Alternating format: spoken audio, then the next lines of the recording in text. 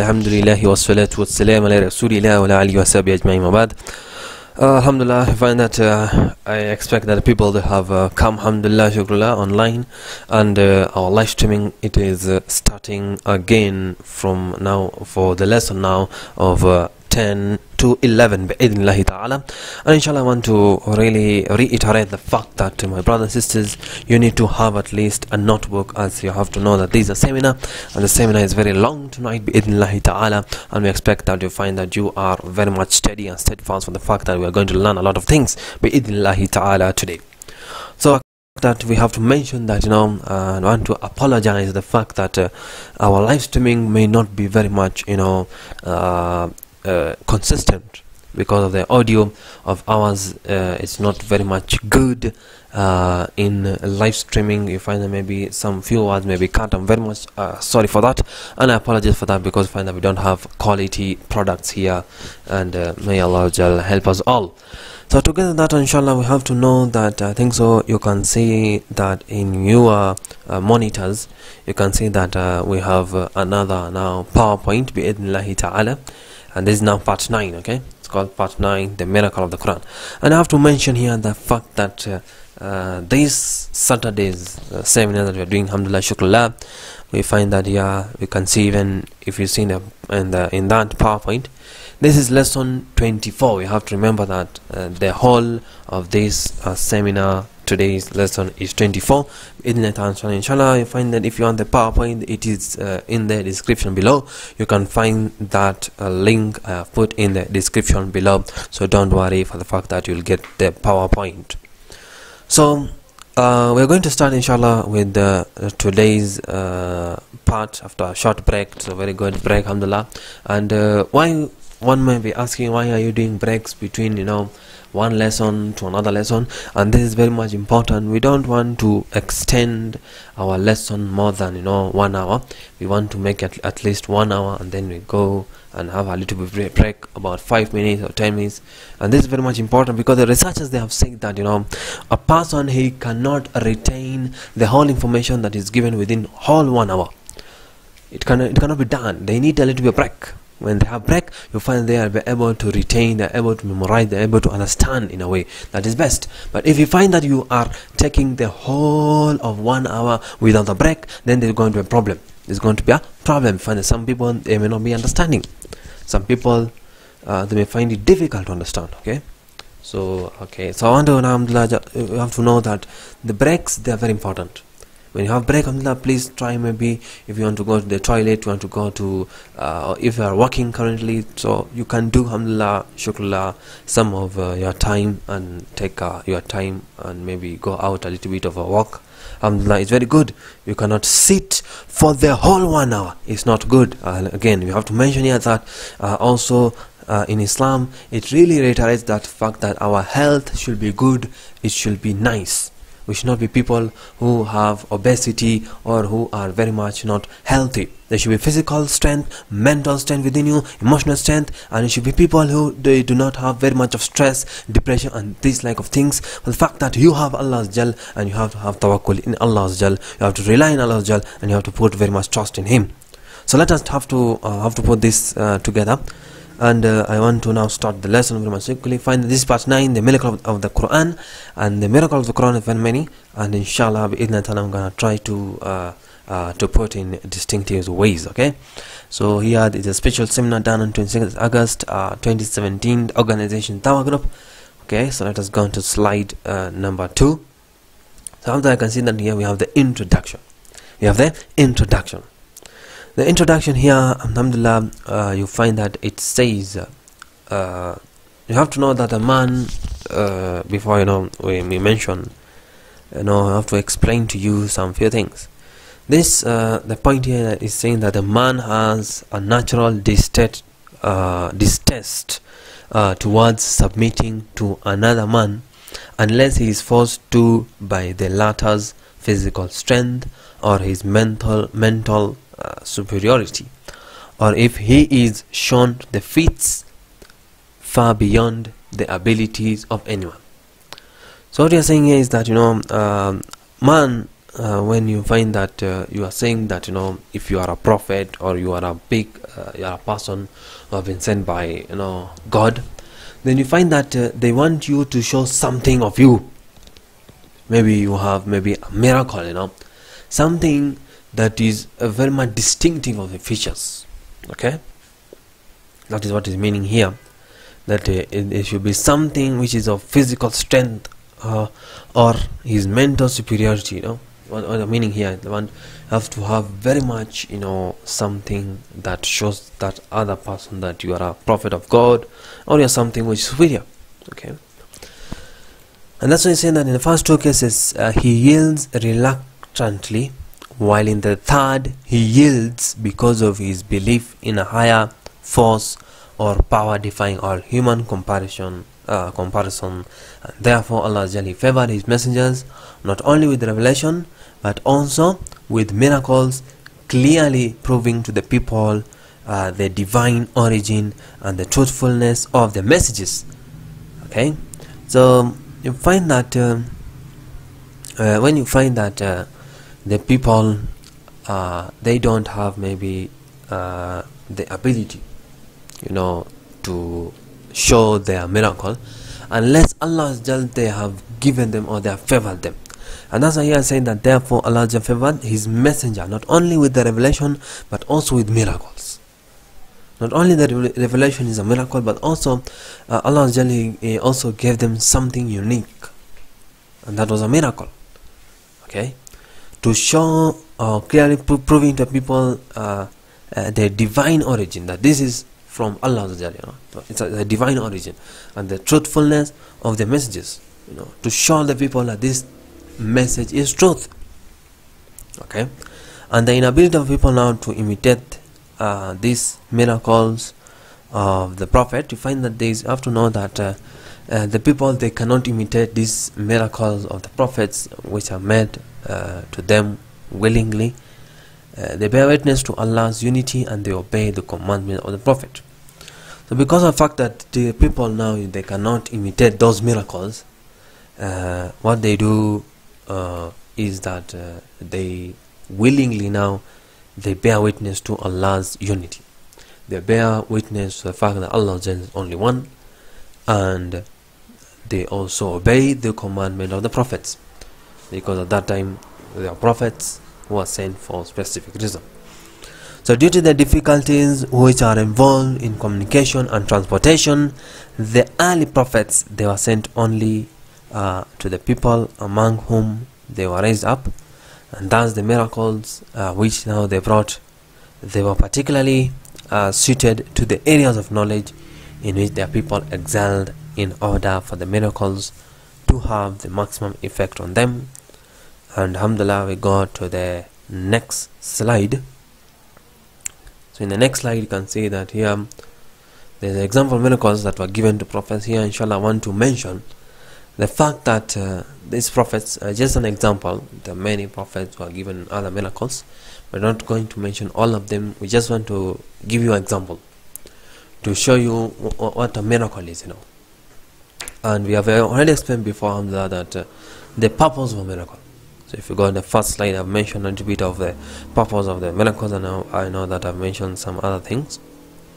And the fact that you know, when there is also some of the difficulty in that communication and transportation within the prophets to their people, which were raised up. That's why you find that, you know, if you find that there is a prophet there that was sent maybe to Bani Israel, then there is a prophet that was raised up among the Bani Israel, not another place.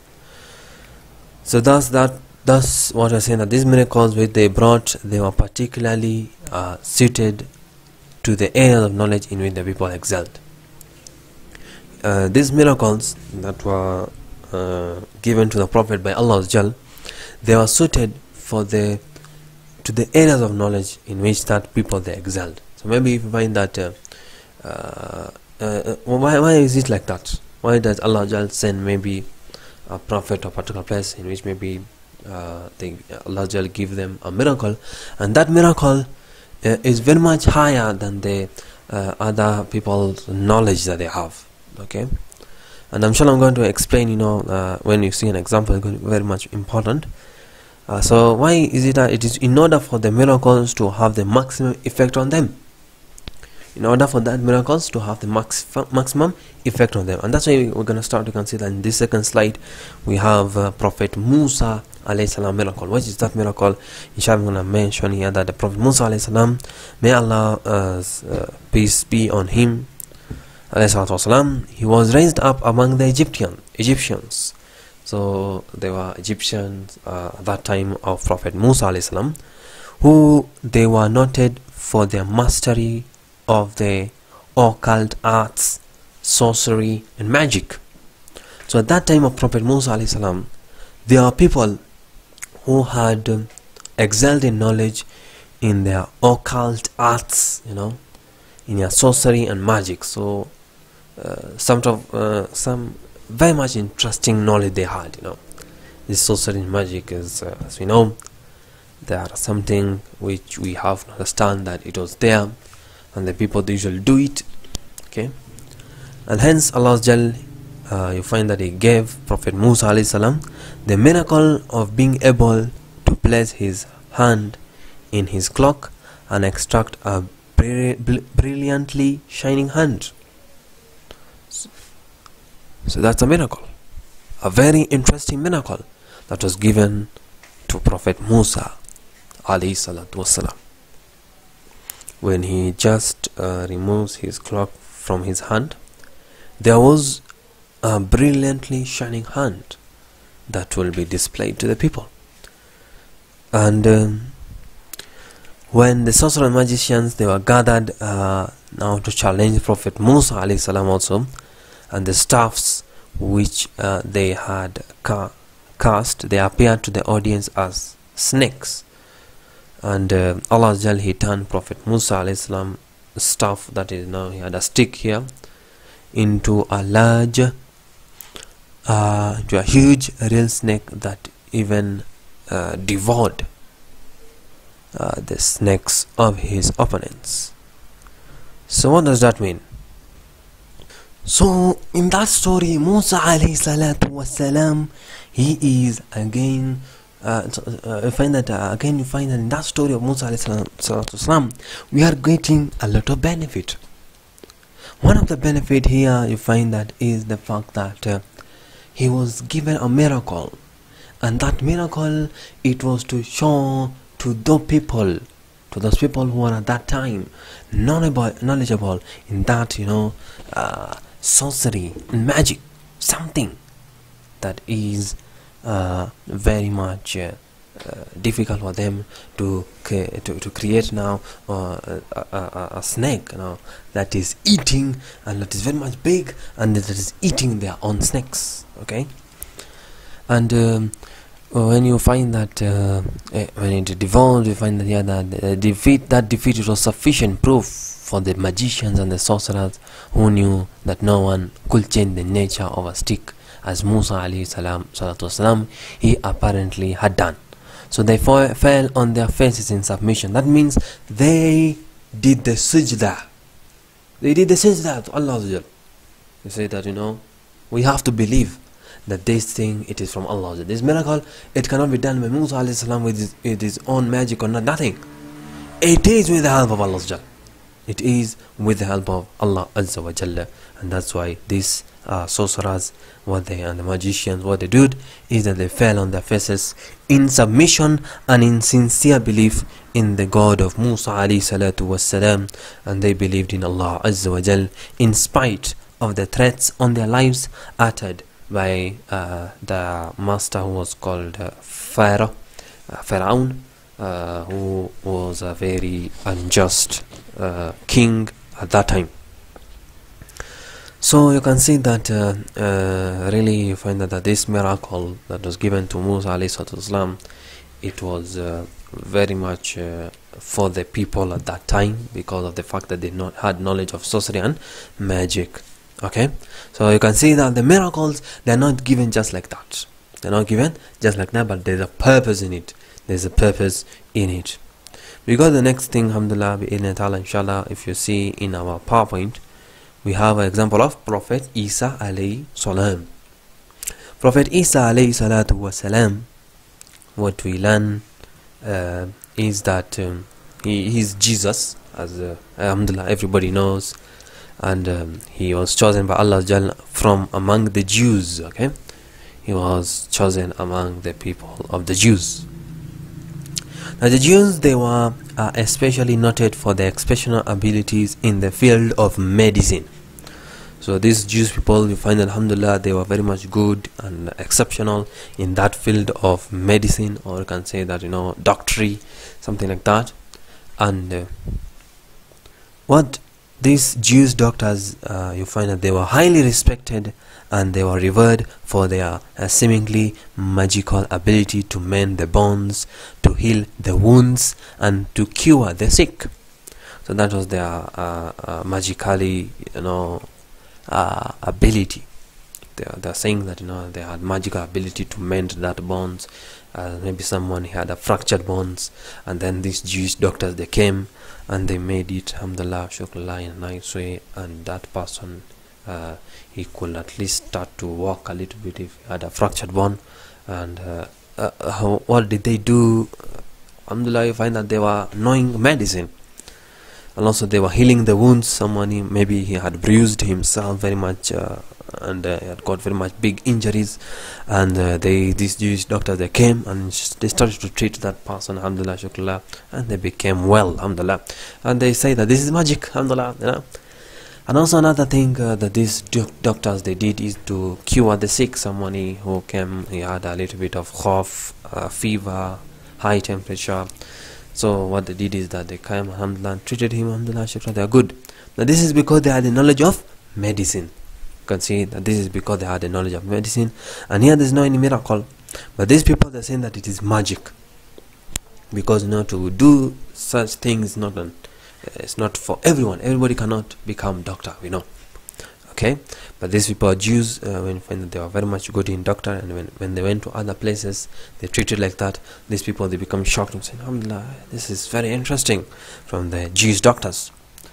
And that's why you find that Allah He favored Prophet Isa alayhi with that miraculous ability to make that blind see, to make the lame to walk, and to bring the dead to life. That was the miracle given to Prophet Isa alayhi. So alhamdulillah, you can see that this miracle, again, it is corresponding to the Jewish doctors. How? Because the fact that Prophet Isa alayhi miracle was given to make that blind to see. Now we find that to make a person who is blind to see with just touching your eyes, this is a miracle. It's a miracle, but it was given to Prophet Isa alayhi only, not any other person. He comes here and then says that I have a miracle. No, maybe he has learned medicine, maybe he can be able to change that eye retina and those other stuffs that they know. This is other thing. This is not a miracle. This is the field of doctor. But find that Prophet Isa alayhi he was given now that ability, when he just touches, just touching of the person's eyes, that the person who was blind, he could see. This was a miracle that is given to Prophet Isa alayhi salatu wasalam.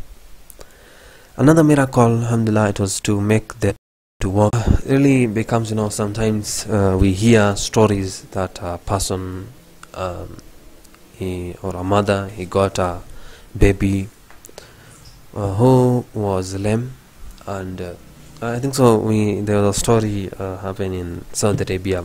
There was a person who he came in a TV show, and he was talking in Arabic, and was telling a very much inspiration story, for us to ponder.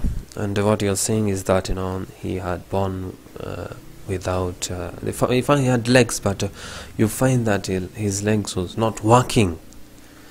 Because of playing, and he did a lot of sports.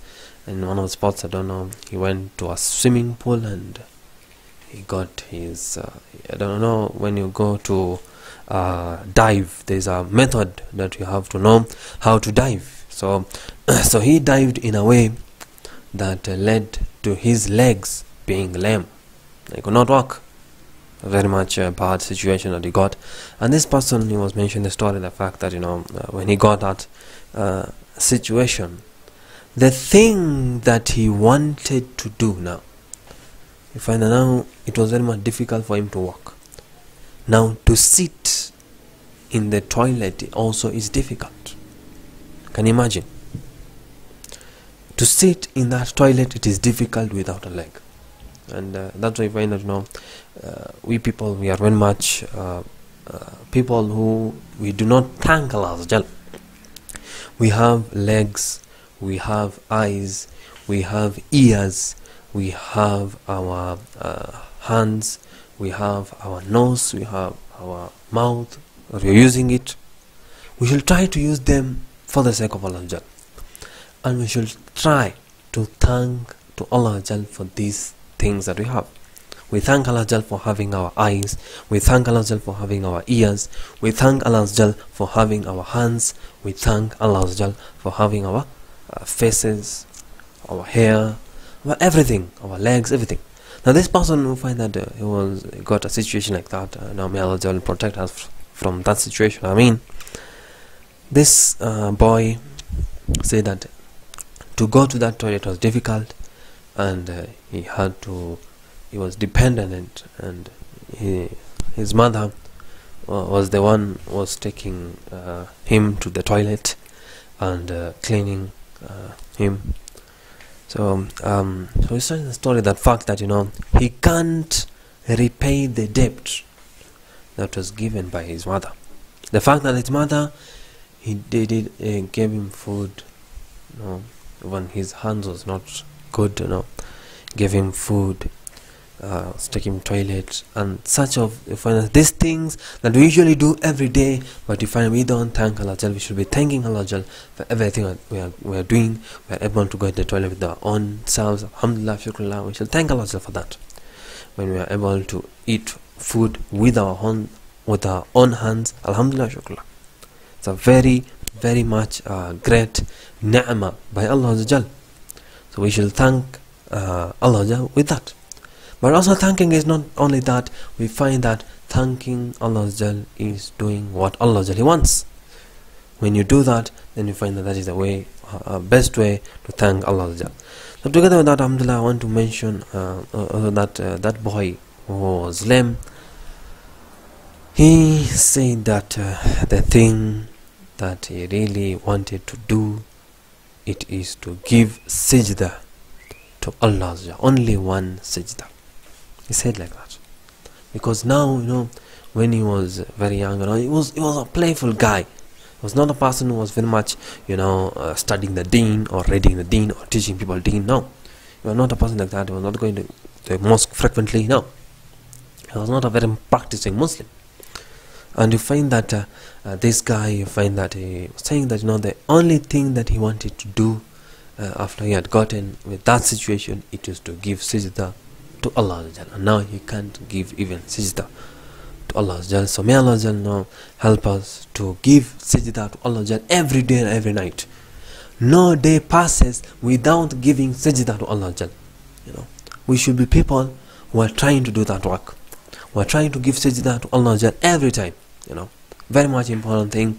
And you find that you should not never forget to do your obligatory prayers, and that is very much important in the deen of Islam.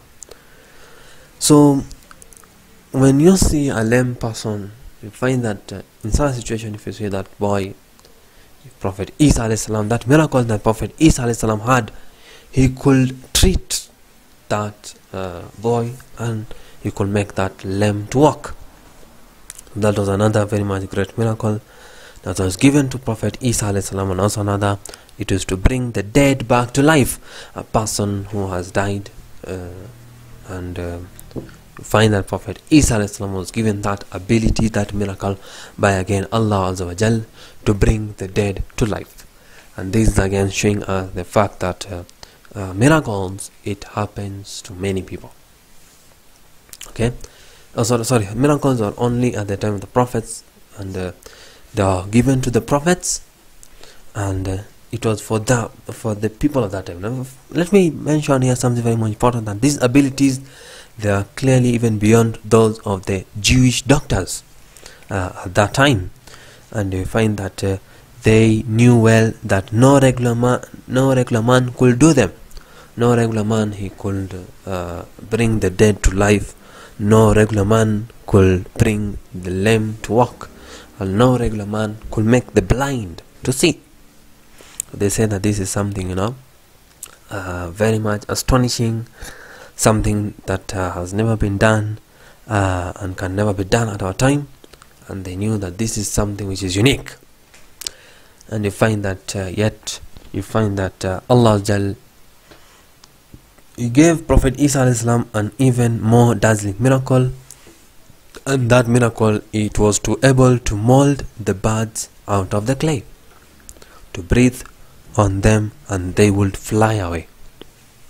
This is a very much astonishing miracle, and you'll find that this again, you can see that the doctors, they were astonished for the fact that, and also the people who were there, they were astonished with that miracle that was done by Prophet Isa alayhi salatu wasalam. So again you can see that this miracle that was given to Prophet Isa alayhi salatu wasalam, it was for what?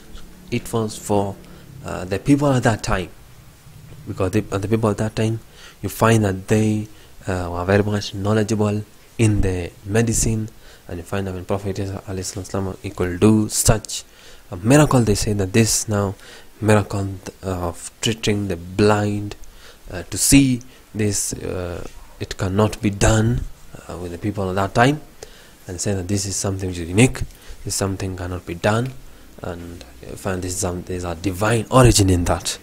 Okay, so again this shows us the fact that Allah Jal, He sent the miracles for the people at that time. There was a reason even for sending the miracles by Allah Azza wa Jal.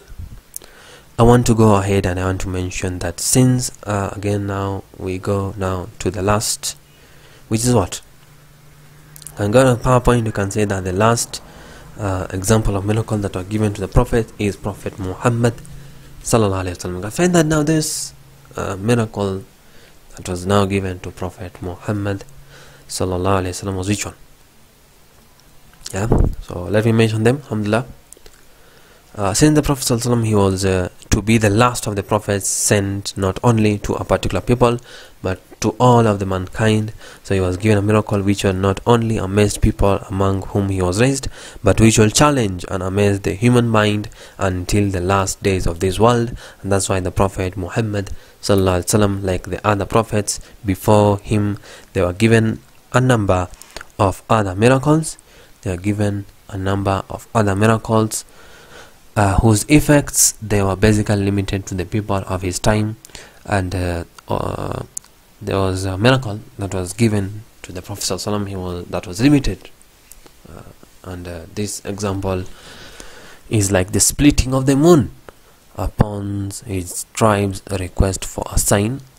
You find that the people at that time, they said that the Quraysh tribe say that, we want to see the sign of your prophethood, so could you maybe split the moon? And you find the Prophet sallallahu alaihi wasallam, he splitted the moon with the help of Allah Azza wa Jal. Also another miracle was the outpouring of water from his hands on one occasion when he and his companions, they were short of water. So there's one time, I find that the time of the when the Prophet ﷺ, he was with the Sahabas, and they had little water. So another miracle was that there was water gushing out from the hands of the Prophet ﷺ, and this really helps them to quench their thirst. And also another miracle was the phenomenon of the pebbles and rocks giving salams to him. Find that the pebbles and the rocks are giving salam to the Prophet ﷺ, that is now Assalamu Aleikum, which means peace be on you. And that is now just to mention a few, but alhamdulillah, if you want to see the other miracles of the Prophet ﷺ, I want to guide you to go to Sahih al-Bukhari, volume 5, page 336, and the hadith is number 473, and also you can go to volume 6, hadith number 387, and also Sahih Muslim, you can go to volume 4, hadith number 5654, you can go there, alhamdulillah, shukrullah, you can see the other miracles of the Prophet sallallahu alaihi wasallam. Now, when you see these miracles, that miracle is limited for the people at that time. They could see that miracle happening to them. And however, the miracle of the Prophet ﷺ, which was consistent with Allah's aid to the prophets before him, was a literary miracle. That was not even miracle we are saying here of the Prophet ﷺ, which was consistent with Allah's aid to the prophets before him, and it was a literary miracle. What is that literary miracle? We find that the Arabs, they had very little in the way of unique skills or accumulated knowledge, but they took great pride in their oratory and literary skills. An yearly contest, you find that they were held in the fairs like that of Ukath. It was a like that of fair in which many lines of speech and poetry they were recited from memory. Someone will come and will go in front in that fair, and they will give lines of speech and poetry just from the memory, and they are very much mesmerizing. People, they liked that type of it was like a fun fair for them, something that they were happy about, like an entertainment for these people, and something also unique amongst the people of the Arabs. They were liking this type of things, poetry. Even nowadays, if you go to Saudi Arabia and other places where we have Arabs situated, and you will find that they like poetry. They like someone who he comes in front of them and gives a very interesting line of poetry. And not only even the Arabs, even nowadays, if you see you find that they have the Hindus. The Hindus, they also like these kind of things, the poetry, the mesmerizing, effect of poetry on them. They really like these things. By the time of the Prophet ﷺ, you could see that the Arabs, they also liked poetry very much. They really like poetry. Someone doing, especially in memorizing, they really like someone who comes, and memorizes all that lines of poetry and comes and mentions many of them. And even you find that this was unique to those people. This was unique at the time of the Prophet sallallahu alaihi wasallam. And they will also give lines of speeches, lines of speeches from the memory again. Not only they are coming with a maybe book. Nowadays find that many of the people, they also come with the book, and then they recite that book from, and they don't memorize it. This now it's a change of time. Nowadays there are many information happening here and there. That's why people are not able to memorize a lot of things, because of the fact that there is a lot of information that is given to them. So you find that at that time, that was the uniqueness, the fact that they are memorizing things, they are memorizing the lines of speech and poetry, and this was unique, and they liked it.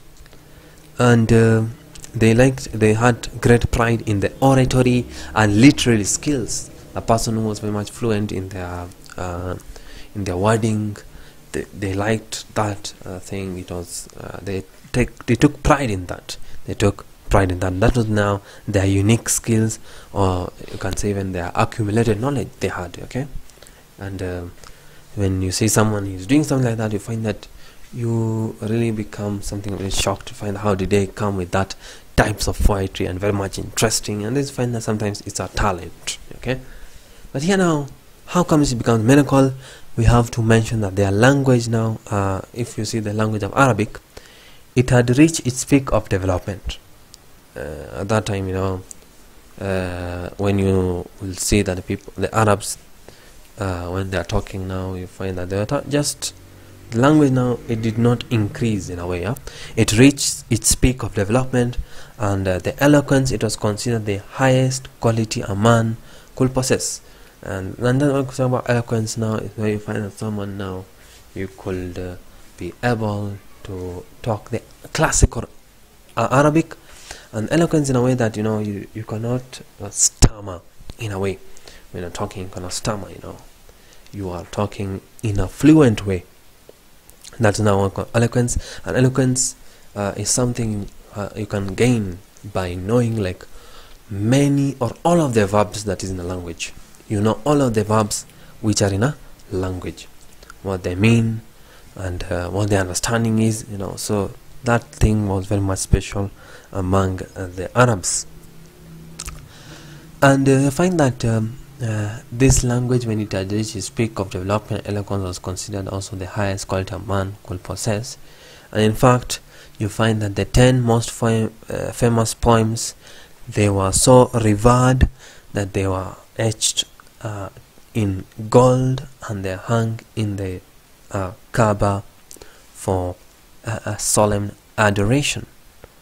And you find that this thing, you find that what do you find that this story where you find that the poetry, they were put in this golden type of things around them, and they hung at Kaaba. You can see that the story mentioned in the concise Encyclopedia of Islam in page 277 to 278. You can see that story mentioned there.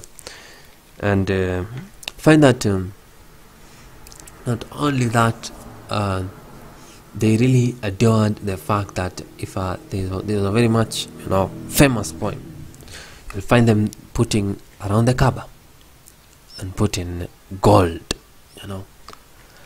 So consequently, Allah He revealed now to His last prophet Sallallahu Alaihi Wasallam a book beginning some parts with unintelligible letters, like something like they could not understand, like Alif, Lam, Mim, or Qaf, or Nun.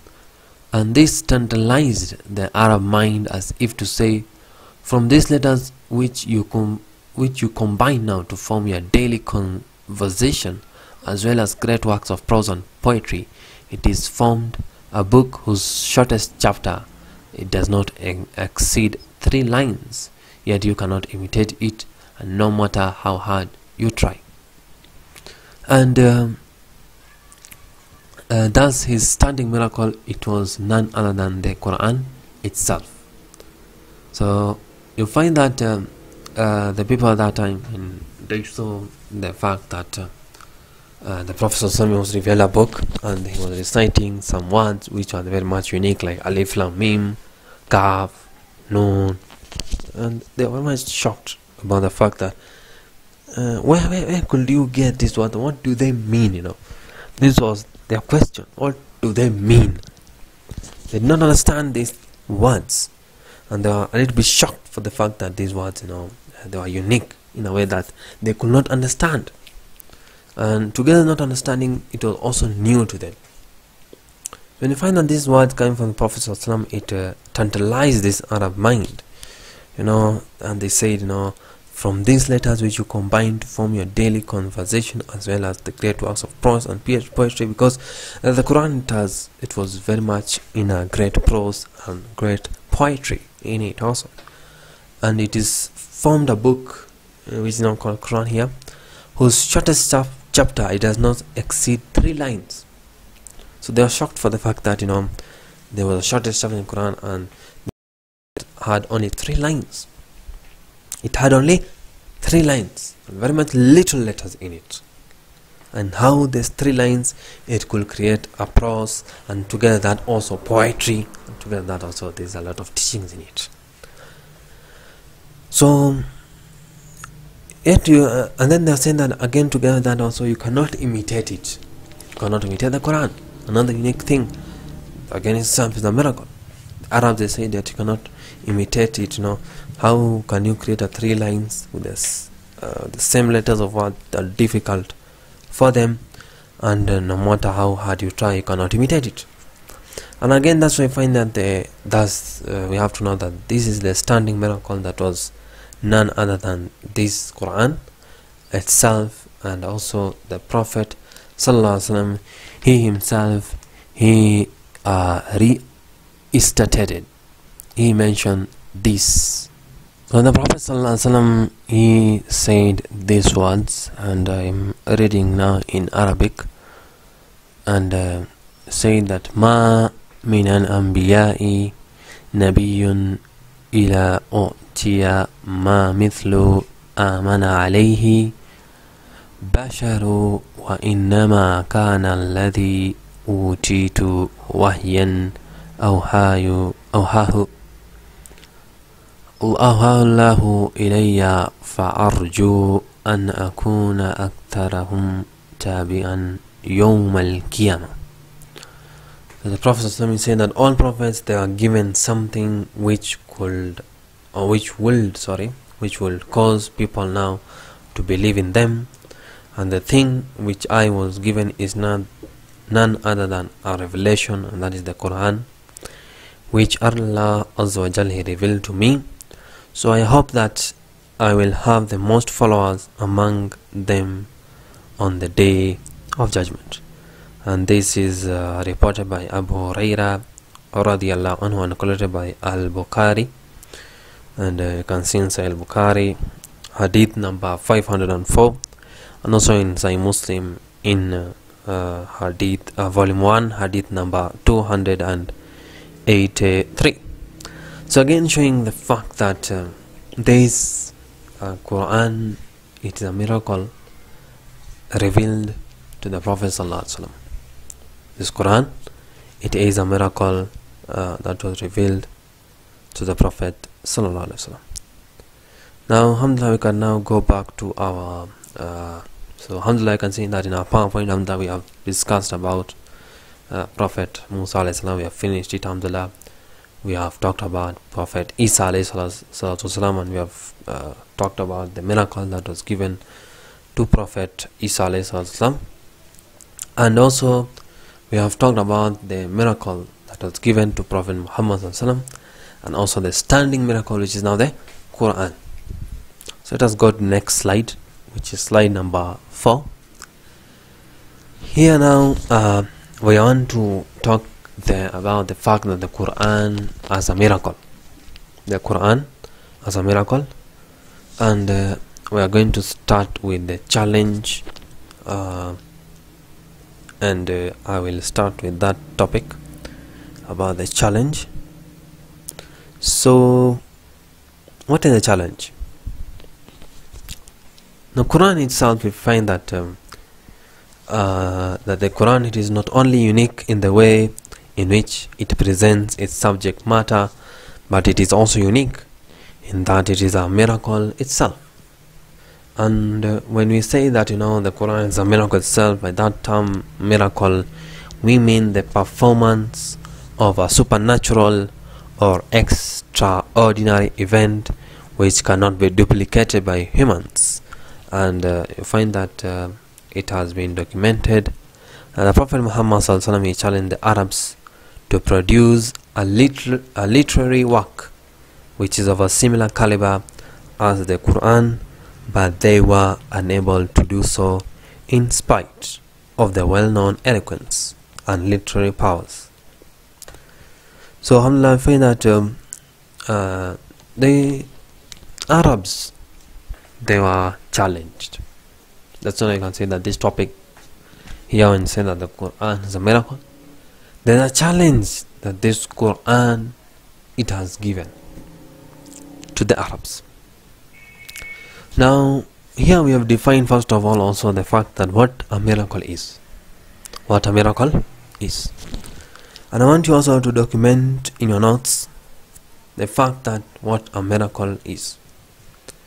We are saying that a miracle, it is the performance of a supernatural or extraordinary event which cannot be duplicated by man.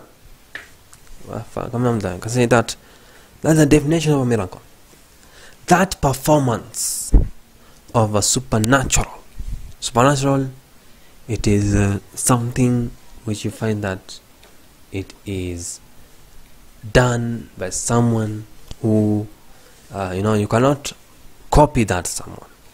So maybe someone, he comes and as we mentioned now, there are many of the miracles that are given to the prophets, and as we saw that the Prophet Muhammad Assalam, when he used his hands gushing water when they had no water. Now if someone comes now, you find that he comes out on his hands and he shows to you live, not in the television or anywhere. Now he comes to you maybe in your house, or he comes to masjid and he comes here with his hand, and he gushes that water from his hand coming. So hand coming and water is like a tap now. So very much you'll be very much must for the fact that there is no any connection with him, but there's water coming from his body. So you'll become shocked, because for that this is a miracle. This is a supernatural thing. It is an extraordinary thing that you find that it has never been done, and it cannot be duplicated by the ordinary humans. Okay, this is now what to call a miracle. We cannot come here and a person, he comes and he creates a very much interesting photograph using maybe the software. He comes and creates a very interesting photograph, then shows to others, this now is a miracle. It done now. These people, they are changing now their bodies and their stuff, and then they come and then they show that this is a magic. You find that these are just tricks, and you find that there are many ways they do these tricks. And even sometimes you have seen that someone, he comes and he has a hand, he flies above, and you find that there's a stick he has in his hand, and we know that this is a trick usually do, in which you find that they're using something to catch, like a chair which has, that's why you find that they usually close. Now there's something unique that this magician, they do, is that they close, they make it secret, so the people, they don't know what they're doing. They try to hide it. So this is what the magician, they do. But the miracle is something you find that you can see it with your own eyes. You can see it with your own eyes. You say that remove your clothes so that you can see it, what you're doing. Remove your covering so that you can see what you're doing. And you find that there's that now, the trick, they have it. They put something there. So this in itself, when they're doing something like that, the magician, this is not even a magic, it is just a trick. It's just a trick. And we should avoid watching such type of things, because they're not helpful, they're not beneficial in any way. And together with that, what we have known, that miracle is a supernatural or extraordinary thing that has never been done and cannot be done by an ordinary human being. It can never be done and cannot be done by an ordinary human being. That is now what a miracle is. So we have defined miracle, alhamdulillah. So we have to know, when you're talking about the challenge here, which is a miracle in the Quran, we find in documents that the Prophet ﷺ, he had challenged the Arabs to produce a literary work which is of a similar caliber as the Quran. So they are told to create a similar work, literary work, which is similar to Quran. So you start with maybe your chapter now. You start with maybe your chapter 1, and you try to not make contradiction. You try not to create something, and it should be very much prose, poetic in a way also. Together with that also, it should be unique. So in that way, you find that they tried it, but they could not. They tried it, but they could not. Even they were unable to do so in spite of the well-known eloquence and literary powers. They find that they had a lot of eloquence, they knew how to talk, and they had a lot of verbs, vocabulary words in the in the Arabic. You find that they had a lot of verbs within them, but you find that they are not able to do it. They are not able to do it. So this challenge now to reproduce the Quran, it was presented to these Arabs and the mankind in 3 stages. And that's why you can see that we go back to our PowerPoint, alhamdulillah. The 3 stages is here, alhamdulillah, the whole Quran, the 10 surahs and the 1 surah. That is the miracle, the challenge that were given by Allah now to the Arabs. So alhamdulillah, now we can say that we have cannot start with the first one because our time has gone out, and I can say that we require another 1 hour, alhamdulillah, which alhamdulillah will go on from 11 to 12 inshallah, and we'll discuss about this challenge, the whole Quran, and we're gonna give you some of the evidences from the Quran. Okay, so together with that also you find that that means that this is part A. Okay, this will become part A for us for this part 9, alhamdulillah. So when we come now, alhamdulillah, we'll be going on with part B, just talking about the miracle of the Quran, and that will be okay for us bi-idhnillahi ta'ala. So inshallah we'll have to have a small break bi-idhnillahi ta'ala, inshallah.